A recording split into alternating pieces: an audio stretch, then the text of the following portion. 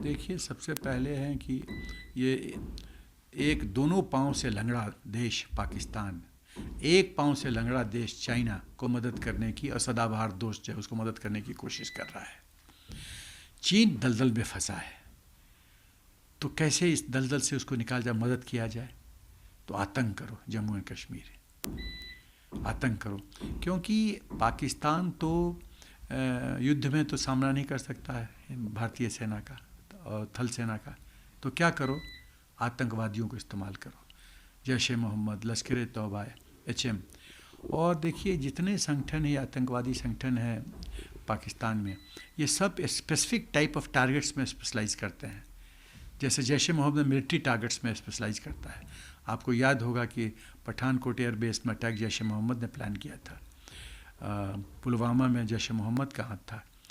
तो ये पाकिस्तान का मुख्य उद्देश्य क्या है, ये क्यों करना चाहता है इस तरह से, क्यों बौखला रहा है और प्लानिंग कर रहा है? उसके कई फ़ायदे हैं पाकिस्तान के परिप्रेक्ष्य में, उसके सोच में। पहला फ़ायदा ये है कि वो भारतीय सेना के जो शक्ति का प्रदर्शन है लद्दाख में, उसको डाइल्यूट करना चाहता है, कम करना चाहता है, कि डिप्लॉयमेंट थोड़ा सा शिफ्ट करे वेस्टर्न सेक्टर की तरफ, पहली बात। दूसरी बात, वो चीन को खुश रखना चाहता है कि देखो मैंने तुमको मदद किया। तीसरी बात है कि वो अपने लोकल कंस्टिट्यूएंसी, पाकिस्तान के अंदर कंस्टिट्यूएंसी को एड्रेस करना चाहता है, क्योंकि जिस तरह से मौलाना पहला रैली किए और दूसरा रैली किए, दूसरा रैली तो बहुत ही सफल था, पहला भी सफल था, तो उससे पाकिस्तान आर्मी और इमरान खान घबराए हुआ है। तो ये इनकी पुरानी रणनीति है कि जो ही कष्ट में आओ तो बॉर्डर पे समस्या खड़ा कर दो और हिंदुस्तान के खिलाफ बोलना शुरू करो और देखो बोलो कि राष्ट्र हमारे ही कारण सुरक्षित है। तो ये उनकी पुरानी रणनीति है, ये समझने की ज़रूरत है।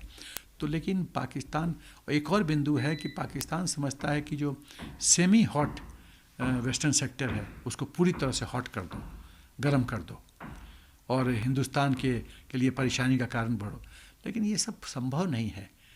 दो लंगड़े हमें हरा नहीं सकते, हमको तबाह नहीं कर सकते, कि हमारी ऑपरेशन प्लानिंग 2 फ्रंट के लिए नहीं, 2.5 फ्रंट वॉर सिनेरियो के लिए तैयार है। सब कुछ प्लानिंग एब्सोल्युटली इन प्लेस है। तो कोई उसमें कोई चिंता का विषय नहीं है। इसको जितना ट्रेन करना है आतंकवादियों को ट्रेन करे। 40,000 इमरान खान खुद बोलता है, सभी को हम लोग को हुर के पास भेजने की तैयारी है। PLA soldiers captured by Indian Army in Ladakh, Chumar and Demchok area to be handed back. देखिए, ये जो नायक रैंक का जो सोल्जर था वो हिंदुस्तान के भौगोलिक क्षेत्र में आ गया। अब इसके 2 कारण हो सकते हैं, एक गलती से आ गया, दूसरा उसके टॉप कमांडर्स के हुक्म से जासूसी करने आया।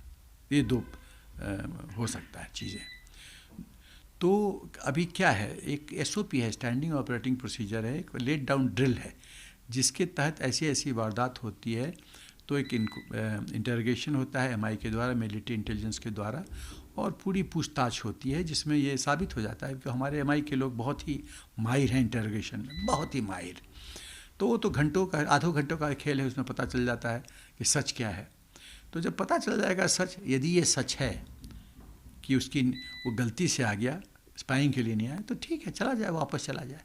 और यदि साबित होता है कि स्पाइंग के लिए आया तो उसलिए दूसरी कार्रवाई की जा सकती है। तो ये तो मतलब नेक्स्ट 1 दिन में पता चल जाएगा। लोग कह रहे हैं कि वो गलती से आ गया, ये साबित हो चुका है। तो यदि ऐसी बात है तो ठीक है, जैसा लेट डाउन प्रोटोकॉल है वैसे प्रोटोकॉल के अनुसार उसको हैंडओवर कर दिया जाएगा PLA को। यही लेट डाउन ड्रिल है। और हिंदुस्तान तो अंतर्राष्ट्रीय कानून का सम्मान करता है, ये चीन नहीं है, पाकिस्तान नहीं है जो अंतर्राष्ट्रीय कानून का, जेनेवा कन्वेंशन का सम्मान नहीं करता। हिंदुस्तान की सेना करती है, वो कानून से, धर्म के रास्ते पे चलती है। ये दोनों अधर्मी हैं, ये धर्म के रास्ते पे नहीं चलते। Strengthening the Quad, the eye on China, India invites Australia to join Malabar drill. देखिए, ये जो क्वाड एक्सरसाइज, मालाबार एक्सरसाइज है, ये शुरू हुआ था 1992 में, और अमेरिका और हिंदुस्तान ने मालाबार एक्सरसाइज किया। मालाबार एक्सरसाइज एक मिलिट्री नेवल एक्सरसाइज है, मनूवर है, और ये इसमें शक्ति का प्रदर्शन होता है, नेवल शिप्स का जॉइंट एक्सरसाइजेज होते हैं। उसके बाद जापान ज्वाइन किया, और अब हिंदुस्तान ने की हुकूमत ने जब ऑस्ट्रेलिया को इनवाइट किया तो ऑस्ट्रेलिया मान गया। अब इसके कई माने हैं। पहला और प्रमुख माने कि चीन की जिस तरह से उग्रता हो रही है, चीन जिस तरह से दादागिरी और मनमानी कर रहा है, उसको चुनौती देने की ज़रूरत है। जैसे हम लोग को सेना में कहा जाता है, रात को हम लोग सिक्योरिटी गार्ड चेक करने जाते हैं, थम कौन आता है, तो वो थम कौन आता है ये बोलना पड़ेगा, नहीं तो चीन आगे बढ़ता जाएगा। इसको थम करना पड़ेगा, रोकना पड़ेगा। रोकने का तरीका है कि आप मिलिट्री मसल पावर दिखाओ। मिलिट्री मसल पावर दिखाने का तरीका है कि मालाबार एक्सरसाइज करो, और उसमें जितना नेशंस ज्वाइन करें उतना बढ़िया। तो अब तो 4 नेशंस हो गए, तो 4 नेशंस के जब नेवल शिप्स मैनूवर करेंगे, जॉइंट एक्सरसाइज करेंगे, तो चीन अंधा नहीं है, उसको दिखाई पड़ रहा है। तो क्या चीन 4 नेवल सेनाओं के साथ जूझने की शक्ति रखता है? तो ये सब महत्वपूर्ण प्रश्न है। सबसे बड़ी बात है कि चीन के महत्वाकांक्षा को चुनौती देना पड़ेगा यदि हम चीन को रोकना चाहते हैं। नहीं तो वो समझता है कि वो मनमानी करने की उसको बर्थ राइट है, वो मनमानी कर सकता है, करता रहेगा, नहीं करता रहेगा, नहीं हो सकता है। उसको शह और मात देने की ज़रूरत है ताकि वो रुके, कदम पीछे ले। Kashmir police inspector shot dead by terrorist इन अनंतनाग, क्या कहेंगे? बहुत दुर्भाग्यपूर्ण ये सूचना है। मैं उस इंस्पेक्टर की आत्मा को प्रणाम करता हूँ और उसके परिवार को सांत्वना देता हूँ कि भगवान उनको शक्ति दे कि इस दुखद घड़ी में वो इस परिस्थिति का सामना कर पाए।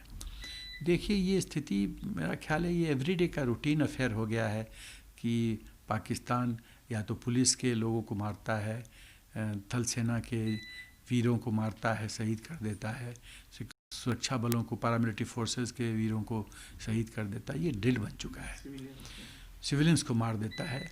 तो जब तक हम कॉस्ट बेनिफिट एनालिसिस नहीं, जब तक पाकिस्तान को ये नहीं विश्वास हो जाएगा कि आतंकवाद एक्सपोर्ट करने की कीमत बहुत महंगी पड़ेगी पाकिस्तान के परिप्रेक्ष्य में, तब तक वो इस तरह से व्यवहार करता रहेगा। वो कुत्ते की पूँछ है, पाइप स्टील पाइप में डाल दीजिए, 6 महीने के बाद निकालिए, फिर टेढ़ा। तो पूँछ को काटने की ज़रूरत है। जब तक पूँछ काटेंगे नहीं तब तक वो टेढ़ा टेढ़ा चलता रहेगा। तो पूँछ का काटने का कई तरीके हैं। वॉर एक तरीका है, लिमिटेड ऑफेंसिव एक तरीका है, हैवी बम्बार्डिंग एक तरीका है। तो मेरा ख्याल है कि हैवी आर्टिलरी को इस्तेमाल करके जितने 76 लॉन्च पैड्स हैं, या तो स्ट्राइक, सर्जिकल स्ट्राइक के माध्यम से और तरीके से उसको बर्बाद करने की ज़रूरत है, उसके पूँछ काटने की ज़रूरत है, क्योंकि वही लॉन्च पैड से आतंकवादी को घुसपैठी बना के भेजा जाता है। तो जब बेस ही नहीं रहेगा, लॉन्च पैड्स ही नहीं रहेंगे, तो आतंकवादी को फिर कैसे, और ये फिर हम 76 डिस्ट्रॉय करेंगे, हमको पता है, फिर 70-72 बनाएगा। ये पाकिस्तान की फितरत है। हम फिर करेंगे स्ट्राइक, और क्या कर सकते हैं। तो हमको कंटिन्यूसली ऑफेंसिव मोड में होना है, और जो कि हैं मौजूदा सरकार में तो सीप चेंज आया है एटीट्यूड में और परफॉर्मेंस में, बहुत ही सराहनीय। तो उससे है कि पाकिस्तान डिफेंसिव मोड में है, लेकिन वो अपनी आदत से लाचार है। तो जो एक कहावत है कि जो लात के भूत हैं वो बातों से नहीं मानते, ये लात के भूत हैं, ये लात की ही भाषा समझते हैं, तो उसी भाषा में समझाना पड़ेगा इनको।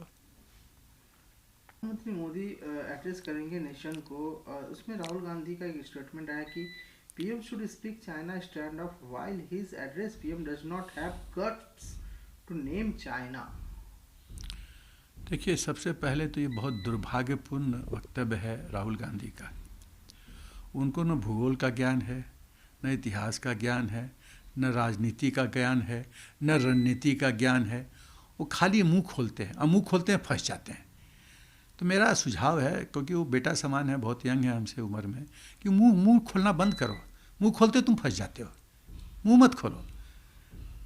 मुँह यदि बोलते हो, बोलना ज़रूरी है तो सोच समझ के बोलो, पहले ज्ञान हासिल करो, पहली बात। दूसरी बात है कि चीन का डायरेक्टली इनडायरेक्टली मोदी जी ने कई बार चर्चा की है, और कूटनीति में कोई ज़रूरी नहीं है कि डायरेक्ट नाम लो। जब आप अपने शब्दों का इस तरह से प्रयोग करते हैं जिसमें पूरा विश्व जानता है कि आप किसको संबोधित कर रहे हैं, तो सब समझते हैं। एक रिक्शा वाला भी समझता है जब मोदी जी बोलते हैं कि लोग वो ताकतें जो विस्तारवाद में बिलीव करती है उनका ज़माना गया, अब विकासवाद का ज़माना है। तो कौन नहीं समझता है कि चीन के लिए बोल रहे हैं।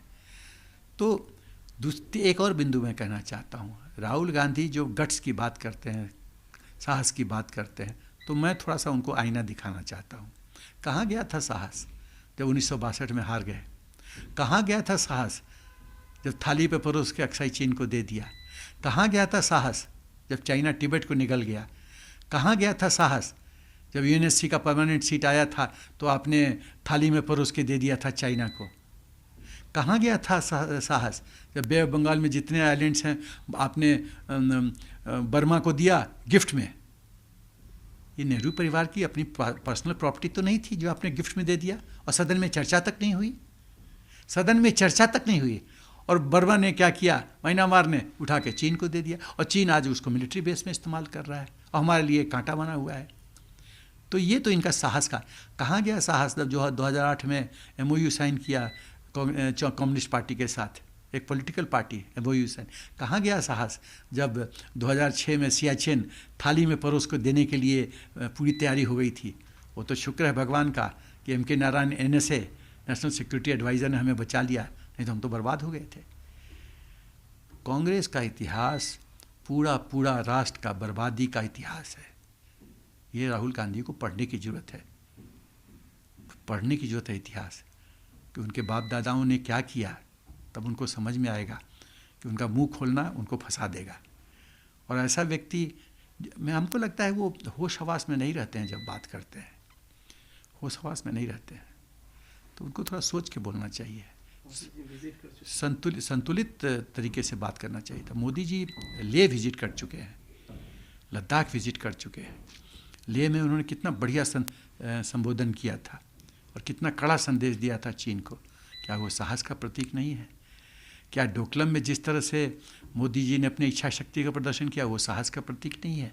क्या जिस तरह से लद्दाख में आज चीन गिड़गिड़ा रहा है शांति के लिए, क्या वो शक्ति का प्रदर्शन नहीं है?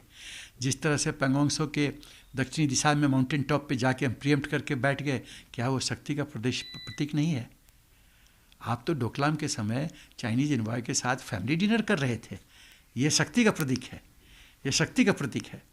बहुत शर्म आती है राहुल गांधी जी, बहुत शर्म आती है। कृपया करके मुंह मत खोला करो।